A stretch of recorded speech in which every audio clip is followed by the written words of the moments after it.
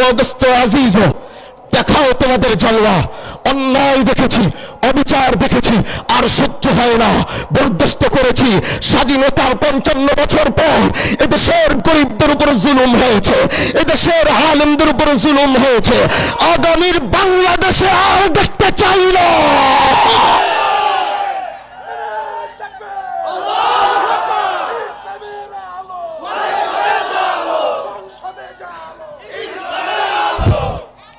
এমন এক ময়দানে এসেছি, মরা পিসা বুজুর ভাই তারা একসাথে যখন চলে, আলেমদের গর্ব হয়, এদেশের মানুষের গর্ব হয়। তারা গোটা আলেমের দিকে তাকিয়ে রয়েছে। আগামীর বাংলাদেশে গোটা দেশ তাকিয়ে রয়েছে। আগামীর বাংলাদেশে কি ঘটবে? আমি চরমনার এই ময়দান থেকে আমি চরমনার আশিকদের বলতে চাই, আর ঘরে বসার সময় নাই। ইমানের আগুন জ্বালায় দিতে হবে, ইমানের আগুন জ্বালায় দিতে হবে। আর বসে থাকার সময় নাই। আগামীর বাংলাদেশ যদি হবে, আগামীর বাংলাদেশ হলে ইসলামের বাংলাদেশ, আগামীর বাংলাদেশ হলে কোরআনের বাংলাদেশ। আল্লাহ তুমি কবুল করে বলে না আমিন। ও বন্ধু, এটা কখন সম্ভব? এটা তখনই সম্ভব। বলে কখন? যখন তুমি নবীর আদর্শ বাস্তবায়ন করবা। এটা কখন সম্ভব? মুহাম্মদের রেখে যাওয়া যে ইসলাম আল্লাহ আমাদেরকে উপহার দিয়েছে, তখনই সম্ভব। এজন্যই তো বলে আল্লাহ পাক, এজন্যই তো বলে কুল ইন কুনতুম তুহিব্বুনাল্লাহ ফাত্তাবিউনি ইউহিব্বুকুমুল্লাহ ওয়া ইয়াগফির লাকুম যুনুবাকুম ওয়াল্লাহু গফুরুর রহিম। আরে আল্লাহ তার নবীকে ভালোবাসা কেমন ভাবে প্রকাশ করে? তুমি কি ভালোবাসছো? তোমার কি মুহাব্বত? আরে আল্লাহর ভালোবাসার দিকে তাকাও। বলে সেটা কেমন? বলে কোরআন সেটাকে বলে ওয়ামা আরসালনাকা ইল্লা রাহমাতাল লিল আলামিন। আল্লাহ যখন তার নবীর ভালোবাসা প্রকাশ করে, আল্লাহ বলে ওয়ামা আরসালনাকা ইল্লা কাফাতাল লিন-নাসি বাশীরান ওয়া নাযীরা। আল্লাহ যখন তার নবীর ভালোবাসা প্রকাশ করে, আল্লাহ বলে মুহাম্মাদুর রাসূলুল্লাহ ওয়াল্লাযীনা মাআহু আশিদ্দাউ আলাল কুফফার রুহামাউ বাইনাহুম তারাহুম রুক্কাআ সুজ্জাদান ইয়াবতাগুনা ফাদলান মিনাল্লাহি ওয়া রিদওয়ানা। আল্লাহ যখন তার নবীর ভালোবাসা প্রকাশ করে, আল্লাহ বলে ওয়ান নাজমি ইযা হাওয়া মা দাল্লা সাহিবুকুম ওয়া মা গাওয়া ওয়া মা ইয়ানতিকু আনিল হাওয়া। আল্লাহ যখন তার নবীর ভালোবাসা প্রমাণ করে, তখন বলে ইয়া আইয়ুহাল মুযাম্মিল কুমিল লাইলা ইল্লা কলিলা নিসফাহু আও ইনকুস মিনহু কলিলা। আল্লাহ যখন তার নবীর ভালোবাসা প্রকাশ করে, আল্লাহ বলে ইয়া আইয়ুহাল মুদ্দাসসির কুম ফাআনদির ওয়া রাব্বাকা ফাকাব্বির। আল্লাহ যখন তার নবীর ভালোবাসা প্রকাশ করে, আল্লাহ বলে ওয়াদ-দুহা ওয়াল-লাইলি ইযা সাজা মা ওয়াদ্দাআকা রাব্বুকা ওয়া মা ক্বালা। আল্লাহ যখন তার নবীর ভালোবাসা প্রকাশ করে, আল্লাহ বলে আলাম নাশরাহ লাকা সাদরাক ওয়া ওয়াদা'না আনকা ওয়িজরাক আল্লাযী আনকাযা যাহরাক। আল্লাহ যখন তার নবীর ভালোবাসা প্রকাশ করে, আল্লাহ বলে ইন্না আতাইনাকাল কাউসার ফাসাল্লি লিরাব্বিকা ওয়ানহার ইন্না শানিআকা হুয়াল আবতার। ও বন্ধু, ওই নবীর ভালোবাসা, ওই নবীর জন্য ভালোবাসবো না কিভাবে? যিনি আগমন করার সাথে সাথে আসমান খুশি হয়েছে, যিনি আগমন করার সাথে সাথে জমিন খুশি হয়েছে, যিনি আগমন করার সাথে সাথে নদ নদী খুশি হয়েছে, যিনি আগমন করার সাথে সাথে পৃথিবীর রূপ রেখা পাল্টিয়ে দিয়েছে। ওই নবীকে ভালোবাসবো না তো কোন নবীকে ভালোবাসবো? ওই নবীর জন্য জীবন দিব না তো কোন নবীর জন্য জীবন দিব? ওই নবীকে জীবনের চাইতে ভালোবাসবো না তো কোন নবীকে জীবনের চাইতে ভালোবাসবো? ও বন্ধু আমার, ও দোস্ত আমার, এজন্য গোটা দুনিয়া একদিকে, আমার নবীর মুহাব্বত একদিকে, গোটা দুনিয়ার ভালোবাসা একদিকে, মুহাম্মদের ভালোবাসা আরেক দিকে। ও বন্ধু, আফসোস লাগে, এই বাংলাদেশের প্রতি ধিক্কার লাগে। বাংলাদেশের প্রতি আফসোস আর ধিক্কার এই জন্য হয়। বলে সেটা কেন? বলে এই 56,000 বর্গ মাইল এমনি এমনি হয় নাই। বলে কেমনে হয়েছে? বলে এই 56,000 বর্গ মাইল হতে আলেমদের রক্ত গাছের নিচে দিতে হয়েছে। এই 56,000 55,000 বর্গ মাইল হতে আলেমদেরকে রক্ত দিতে হয়েছে, দাড়িওয়ালাদেরকে রক্ত দিতে হয়েছে, টুপিওয়ালাদেরকে রক্ত দিতে হয়েছে, সুন্নতওয়ালাদেরকে রক্ত দিতে হয়েছে। তারপরেই বাংলাদেশ বাংলাদেশ হয়েছে। গত 2 দিন ধরে দেখছি আমার দেশে, আমার এই বাংলাদেশে, আমার দেশে একজন বাউলের জন্য কত মানুষের দরদ। একজন বাউলের জন্য যে আল্লাহর শানে কটূক্তি করেছে, যে আল্লাহর শানে কটূক্তি করেছে, তার শাস্তি মৃত্যুদণ্ড ছাড়া আর কিছু হতে পারে না।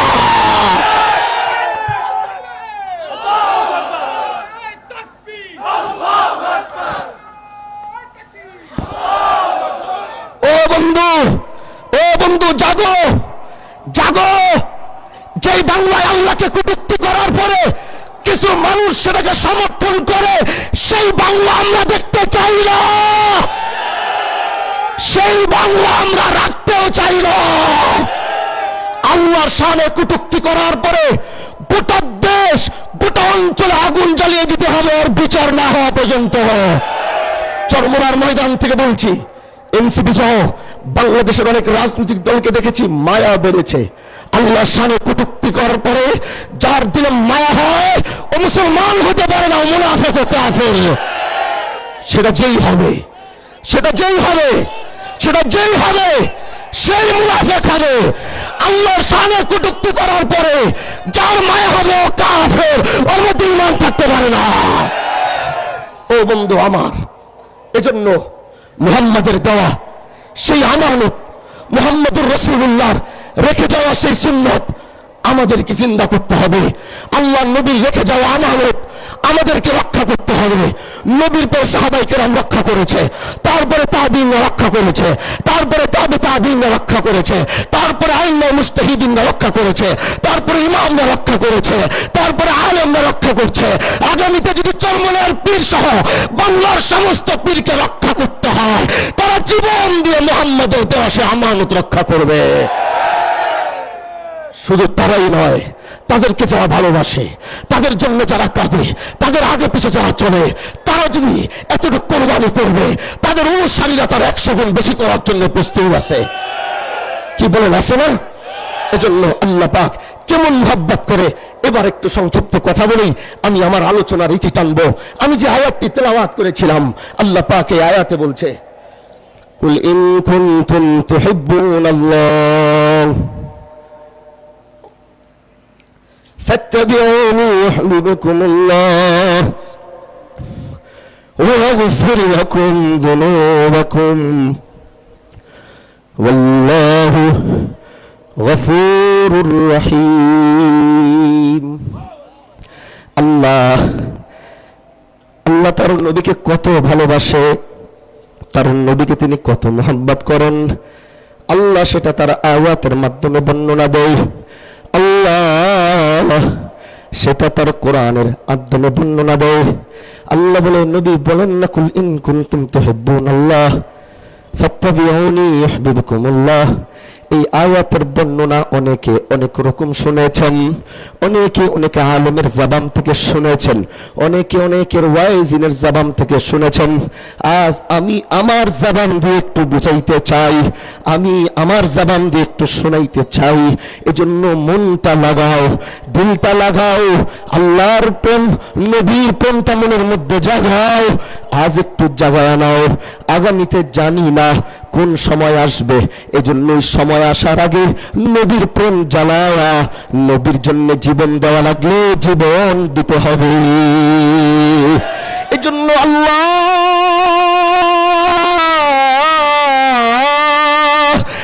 পাক কোরআনের আয়াতের মধ্যে বলে, ও নবী আপনি বলেন না, যারা আল্লাহকে পেতে চায়, যারা আল্লাহর ভালোবাসা নিতে চায়, তারা যেন তাদের প্রথম ভালোবাসা আপনাকে দেয়। তারা আল্লাহকে যারা পেতে চায়, আল্লাহর মোহাব্বত যারা করতে চায়, তারা যেন আপনাকে আগে মোহাব্বত করে। কিন্তু আমার প্রশ্ন হলো, আল্লাহ जिसने आसमान बनाया, जिसने जमीन भी बनाया, जिसने कुल कायनात बनाया, আল্লাহ কেন তার দিকে ইশারা না করে, আল্লাহ কেন তার মাহবুবের দিকে ইশারা করলো? যদি হয়তো আগে আল্লাহকে বাসার কথা, কিন্তু আল্লাহ নিজের দিকে না নিয়ে সরকারে কায়নাত,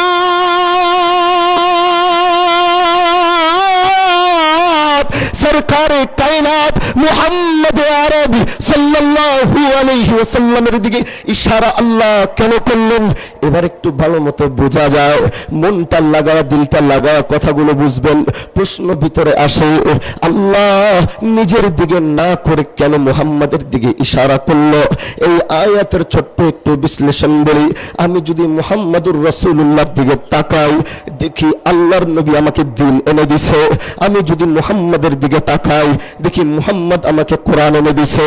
আমি যদি মুহাম্মাদের দিকে তাকাই, দেখি মুহাম্মদ আমাকে নামাজ এনে দিছে। যেই নামাজ দিয়ে আল্লাহ চাই, যেই নামাজ দিয়ে রবকে চাই, যেই নামাজ দিয়ে রবের সবচেয়ে কাছে যাইতে চাই, আল্লাহ কেন তার নবীর দিকে ইশারা করলো একটু বুঝেন। এবার সবকিছু তাকাইলে দেখি মুহাম্মদের কাছে পাওয়া যায়। এবার আল্লাহ যে বলল আমাকে ভালোবাসার আগে আমার মাহবুবকে ভালোবাসো।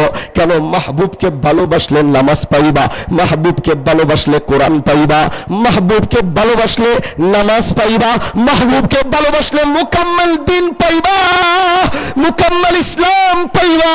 যে ইসলাম আল্লাহ বলে ইন্নাদ দীনা ইনদাল্লাহ, ইন্নাদ দীনা ইনদাল্লাহিল ইসলাম। যেটা আল্লাহর কাছে সবচেয়ে কাছে, যেটা আল্লাহর কাছে সবচেয়ে পছন্দ, আল্লাহ যে তার ঘোষণা দিয়েছে মুহাম্মাদের কাছে যাও, মুকাম্মাল দ্বীন ইসলাম পেয়ে যাবা, পরিপূর্ণ কোরআন পেয়ে যাবা। এবার আল্লাহ বলে আমি কেন তার দিকে ইশারা করলাম এবার একটু বুঝে নাও। বলে সেটা কিভাবে? বলে এবার তুমি কোরআন পাইলা, কোরআনটা নাজিল করছে কে? চরমোনার মুরিদদের আওয়াজ শুই না মনে হইতেছে এরা মনে হয় ঘুমায় গেছে, মনে হয়। আমি তো বুঝি এরা ঘুমায় না।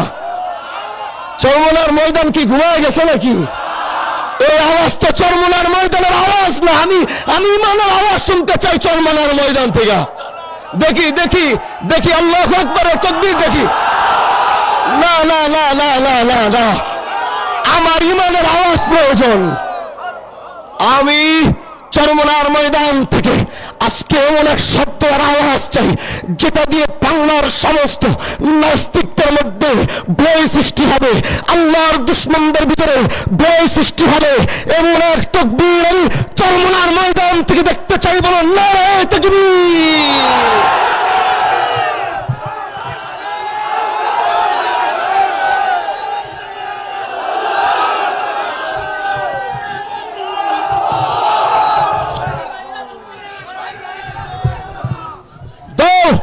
সমস্ত নাস্তিকদেরকে শুনিয়ে বলো আল্লাহু আকবার। আল্লাহ দুশমনদেরকে শুনিয়ে বলো আল্লাহু আকবার। আল্লাহর সমস্ত কুফফারদেরকে শুনিয়ে বলো আল্লাহু আকবার। চরমোনার ময়দান থেকে আগামীর বাংলাদেশ ইসলামের বাংলাদেশ হবে। আগামীর সংসদে আমরা কোরআন চাই। আল্লাহ তুমি কবুল করো। দেখি আরেকবার শুনি। আজ এই ময়দান থেকে ইতিহাস সৃষ্টি করেন, গোটা বাংলাকে শুনিয়ে দেন। চরমোনার ময়দান থেকে শুনিয়ে দেন। এখান থেকে বিপ্লবের আরেকটি আওয়াজ হবে ইনশাআল্লাহ। নারে তাকবীর, লিল্লাহি তাকবীর, আল্লাহু আকবার, লিল্লাহি তাকবীর, আল্লাহু আকবার। কোরআনের শত্রুরা হুঁশিয়ার সাবধান, হুঁশিয়ার সাবধান, কোরআনের শত্রুরা লিল্লাহি তাকবীর, আল্লাহু আকবার। আজকের মতো এখান থেকে বিদায় নিব। মন ভরেনি, আগামীতে যদি দেখা হয় সেটা রাজপথে হবে। আগামীতে যদি দেখা হয় তাহলে ইসলাম প্রতিষ্ঠিতের জন্য দেখা হবে। যদি ওই দেখা হয় জীবন দিতে হয়, আমরা জীবন দিতে প্রস্তুত আছি ইনশাআল্লাহ। আগামীর বাংলাদেশে কোনো চাঁদাবাজির ঠাঁই হবে না। আগামীর বাংলাদেশে কোনো অন্যায়কারী ঠাঁই হবে না।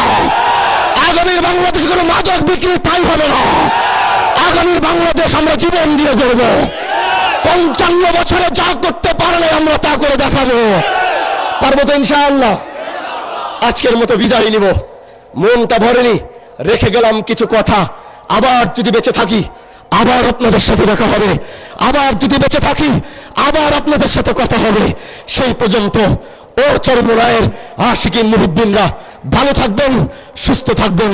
নাসরুম মিনাল্লাহ ওয়া ফাতহুন করিব ওয়া বাশশিরিল মুমিনিন। আসসালামু আলাইকুম ওয়া রাহমাতুল্লাহি ওয়া বারাকাতুহু। মাশাআল্লাহ, জাযাকাল্লাহ। আল্লাহ তাআলা হযরতের হায়াতে বরকত দান করে, সকলে বলে আমিন। সম্মানিত হাজিরিন, এখনই এশার আজান হবে। আমরা নামাজের জন্য প্রস্তুতি গ্রহণ করি। এখন এশারের আজান।